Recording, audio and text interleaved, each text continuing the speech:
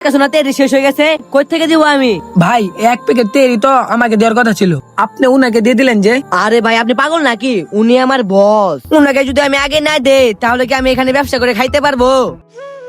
ভাই আমি সারাদিন কষ্ট করে উপার্জন করে আমার মায়ের জন্য তেরি নিতে আসছিলাম, আর আপনি আমাকে এইভাবে ফিরিয়ে দিলেন।